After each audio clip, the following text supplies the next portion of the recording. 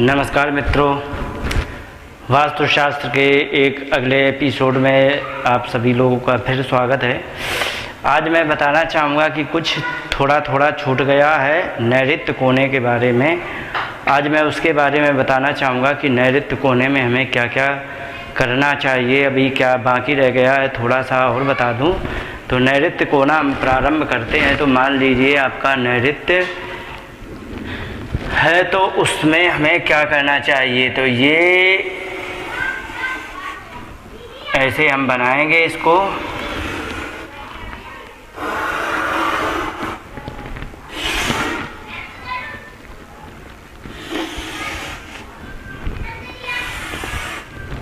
ये रहा नैऋत्य।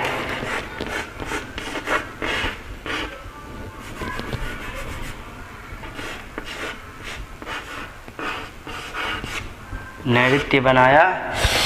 अब इसमें हमें क्या करना चाहिए क्या नहीं करना चाहिए इस बारे में मैं बताना चाहूँगा आप सभी लोगों को कि नैऋत्य कोने में यदि हम पानी देते हैं तो उसमें क्या दिक्कत होगी। आज मैं इसके बारे में आप सभी को बताना चाहूँगा कि यदि हम नैऋत्य कोने में पानी देते हैं, पानी का मतलब पानी की टंकी दे देते हैं, तो नैऋत्य कोने में कहाँ पे पानी, जैसे कि ये यहाँ हम दे दें पानी, जैसे यहाँ दे दें पानी, इधर यदि पानी दे देते हैं या हम यहाँ पर भी दे दें पानी का कुछ भी हम यहाँ बना दें, तो उसमें क्या होने वाला है कि नैऋत्य कोने में जो हम पानी देते हैं तो इससे तकलीफ़ ये हो जाती है कि ये हमें सबसे ज़्यादा आर्थिक परेशानी देगा।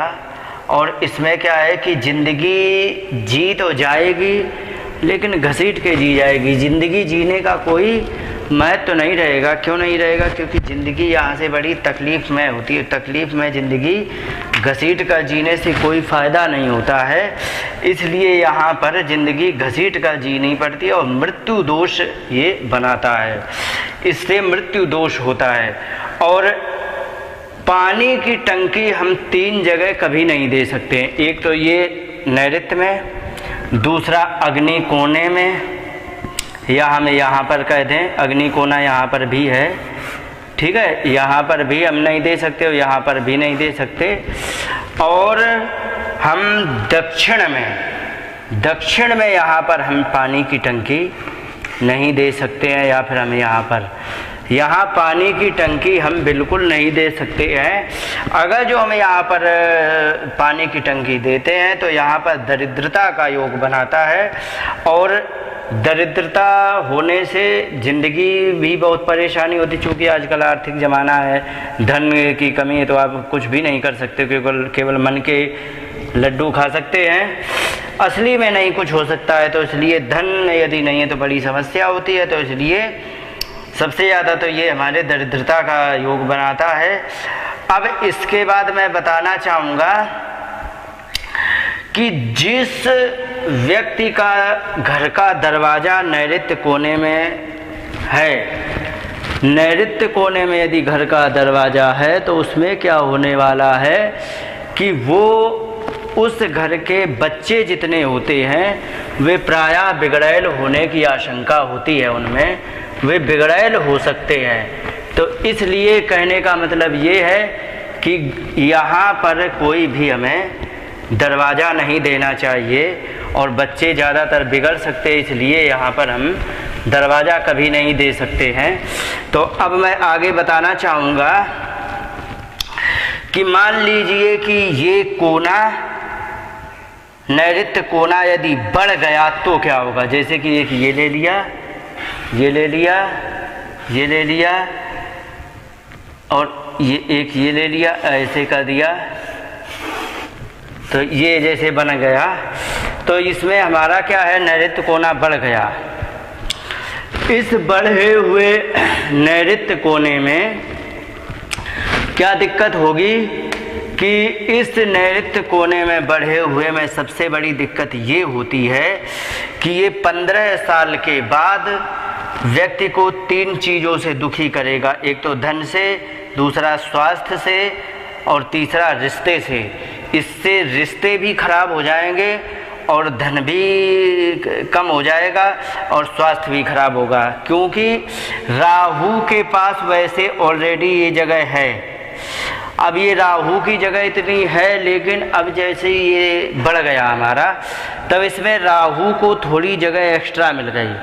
अब राहु को एक्स्ट्रा मिल गए, प्लस गुरु की यहाँ से दृष्टि सीधी है, तो राहु और पावरफुल हो गए। राहु का काम होता है व्यक्ति की दुर्गति करना, तो ये फिर दुर्गति कराता है। अब ये एक तो इस प्रकार से बढ़ता है और दूसरा एक दूसरे प्रकार से भी बढ़ता है। एक ऐसे आ जाता है और ये ऐसे आया और ये ख़त्म हो गया, तो एक इस प्रकार से भी ये राहु बढ़ता है।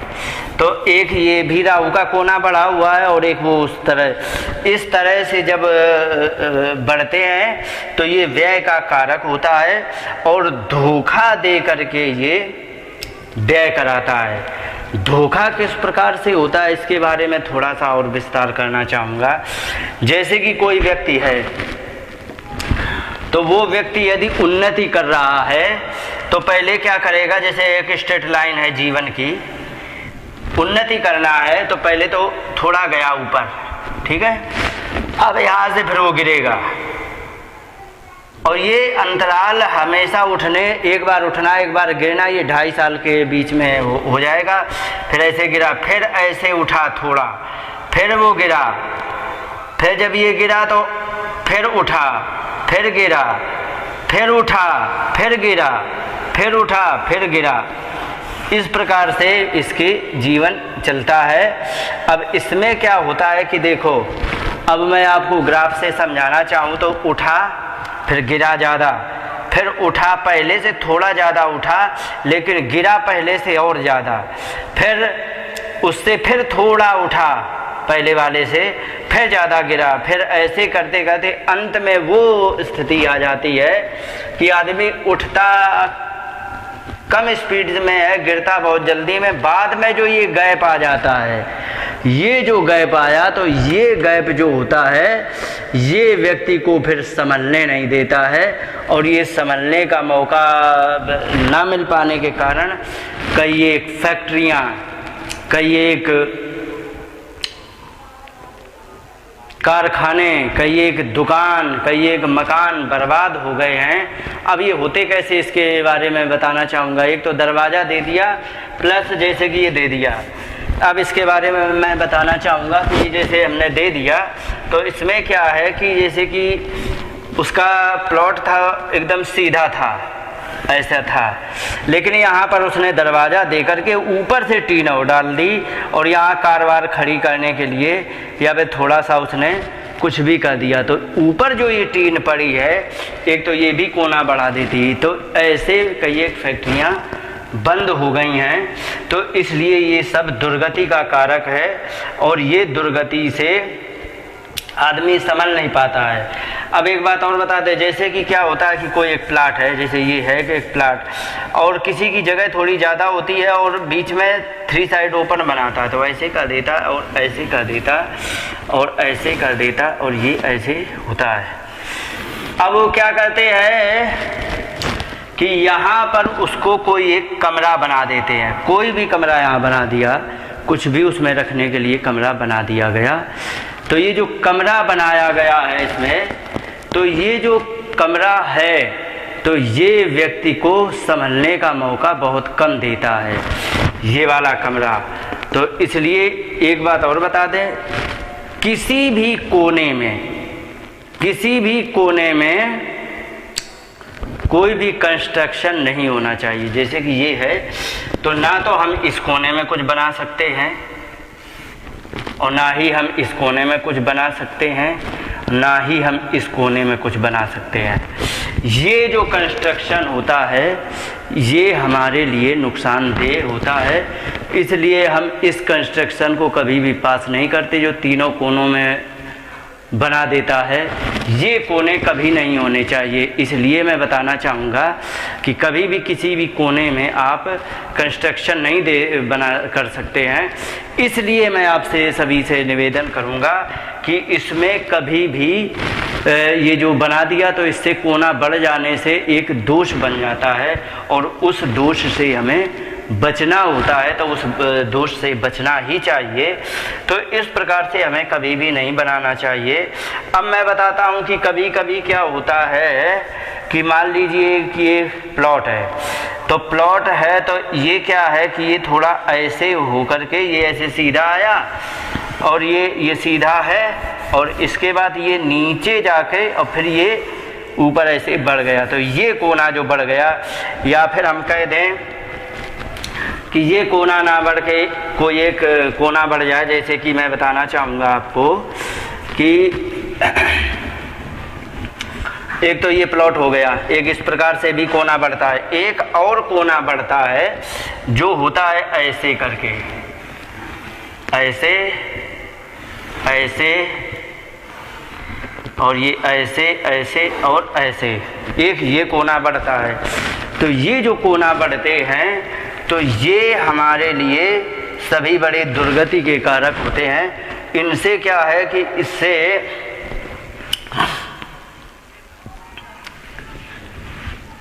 किसी ऐसे व्यक्ति से इन लोगों का साथ हो जाता है जिस व्यक्ति से हमें एक मिनट भी उसके साथ हम जीवन नहीं काट सकते, लेकिन दुर्भाग्य से ऐसे व्यक्ति का साथ हमें और लंबे समय तक झेलना पड़ता है, जो कि वो व्यक्ति हमारे लिए बड़ा ही मतलब नुकसानदेह है, या फिर मेरे लिए हमारे विचारों से बिल्कुल प्रतिकूल है और वो हमारे हिसाब से बिल्कुल भी नहीं है, हमारे लायक नहीं है। लेकिन ऐसे प्लॉट में हमेशा उस व्यक्ति को ऐसे ही लोगों से रहना, साथ में रहना पड़ता है, जो कि उसके लिए तकलीफ दे हो। तो इस प्रकार से मैं बताना चाहूँगा कि ऐसे व्यक्ति को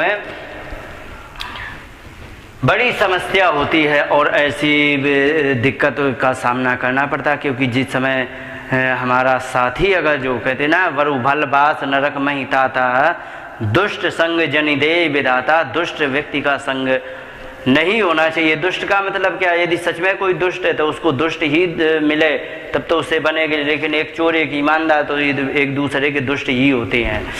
कोई चोर भी कहता है यार तुम अच्छे व्यक्ति नहीं हो, और ईमानदार कहता है कि तुम अच्छे व्यक्ति नहीं हो, क्योंकि दोनों की प्रकृति अलग है। माने विषम प्रकृति वाले व्यक्ति के साथ हमेशा के लिए रहना पड़ जाता है, वो बड़ा ही नुकसानदेह होता है, बड़ा ही तकलीफ देह होता है, और ऐसे व्यक्ति को उन लोगों के साथ जीवन जीने में बड़ी समस्याएं पैदा करता है। तो इस प्रकार से ये हमारे लिए हानिकारक है। अब मैं एक बात और बताना चाहूँगा कि कोई भी मान लो प्लॉट है तो वो किस प्रकार से है, मैं इसके बारे में बताना चाहूँगा कि अगर जो वो प्लॉट कोना कटा हुआ है, मान लीजिए कि कोई कोना है, जैसे कि कोई एक ये ले लेते हैं,